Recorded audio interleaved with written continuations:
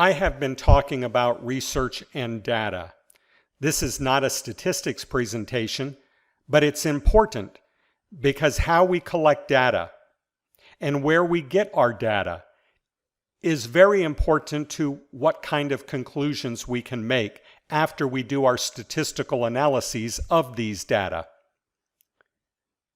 The first part of this talk was about obtaining the units to study.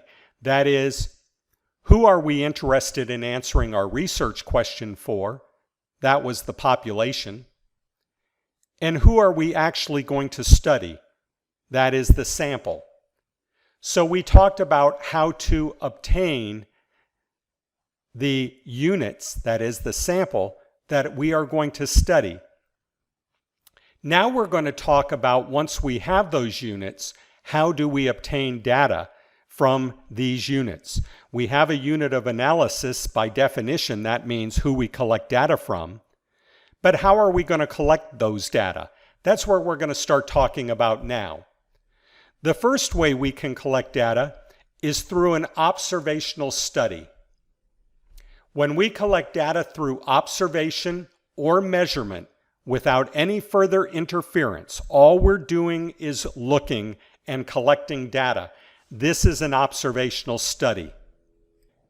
If I sit in the back of a classroom and collect data about the students' interactions with the teacher, that would be an observational study, as long as I don't interfere in classroom processes.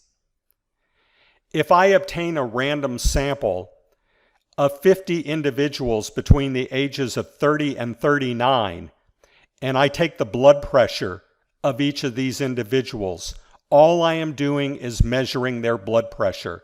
When all we do is measure without any further interference, that's an observational study. Here are some of the strengths of an observational study. They are useful for description and the study of variable associations, including potential causal links among variables. Now notice that what we're talking about is studying variable association, and causal relationships are a subset of associations among variables. So with an observational study, we cannot ascertain cause, but we can look at potential cause, and certainly can look to see if variables are associated. Observational studies can be conducted in natural settings with minimum interference so that they can come close to matching realistic environmental conditions.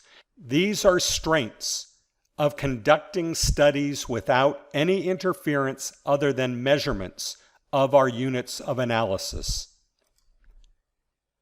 Now let's talk about types of variables. The study of variable association involves 3 types of variables, and when we're doing observational studies, we're looking at variable association. It might be a potential cause, but our focus is on association. There are 3 types of variables. An explanatory variable is thought to have an influence on a response variable. That is, some change in the explanatory variable may prompt a change in the response variable. For my example of observing students interact with teachers, one of the things I may be looking at is there an association between the amount of time a teacher pauses after asking a question and the possibility of a response from the students. Maybe if a teacher doesn't pause long enough, there's not going to be a response. Maybe a longer pause there will be. I don't know.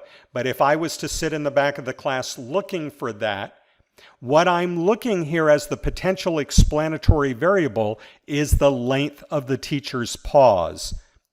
I'm looking for an association of the length of that pause with responses, but I might suggest that the length of the pause is causing responses or non-responses to occur.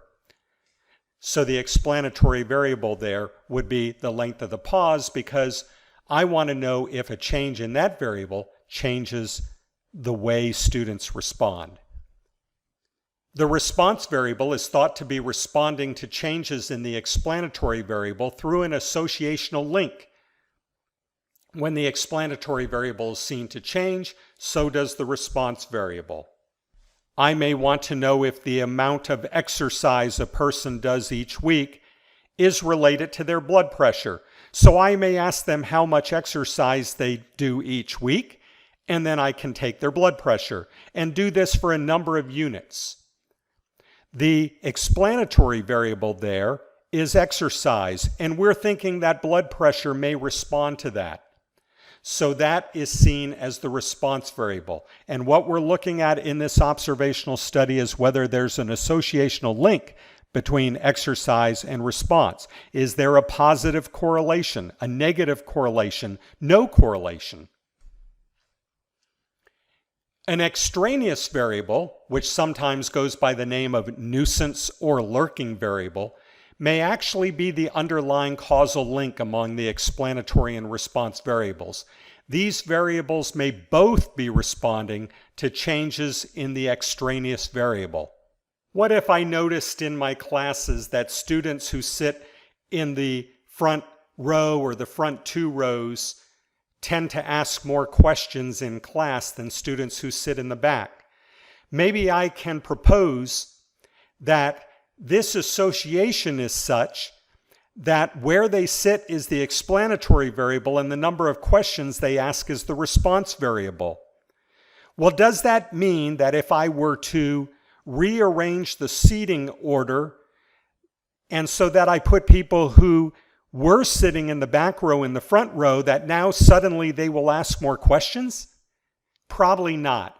Probably there's an extraneous variable. It might have to do with the student's personality type. Perhaps individuals who are more extrovert or who are more likely to ask questions sit in the front row, and so they are also the ones that ask the most questions. That is, their extroversion may cause them to both sit in the front row and ask questions. Okay? And I'm not saying I've noticed this. I'm giving this as an example. So what we have is a picture like this. We might think that there's an explanatory variable like where the student sits that results in a response variable, how many times they ask questions, but it may actually be their personality type is the extraneous variable that is leading them both to sit in a certain place and to ask questions. So an extraneous variable can in fact make it look as though there's a relationship. It's not necessarily a causal relationship.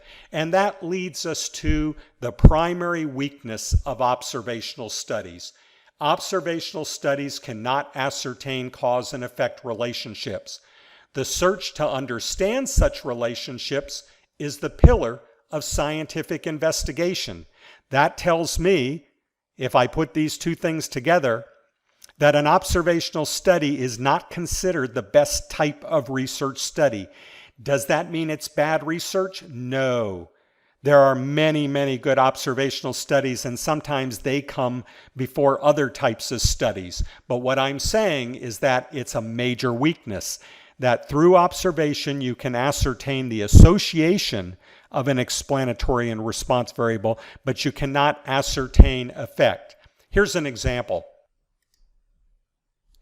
An observational study of 33 surgeons found that the amount of time spent playing video games was positively correlated to laparoscopic skill, that is, their ability to do laparoscopic or surgery based upon small openings.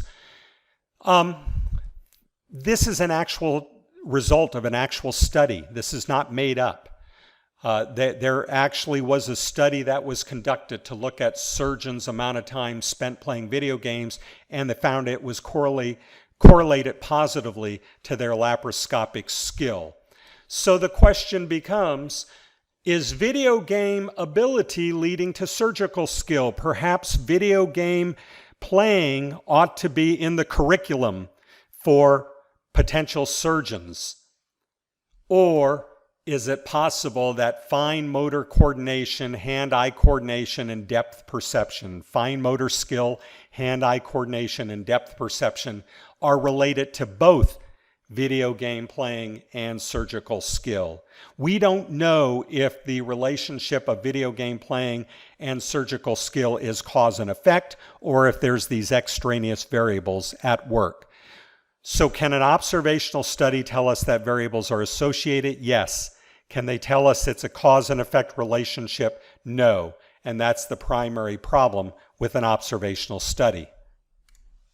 So observational studies definitely have their place in research, but when we're thinking about how we obtain data from individuals, we should know that observational studies has both the strengths we talked about, but also the major weakness of not being able to ascertain cause and effect.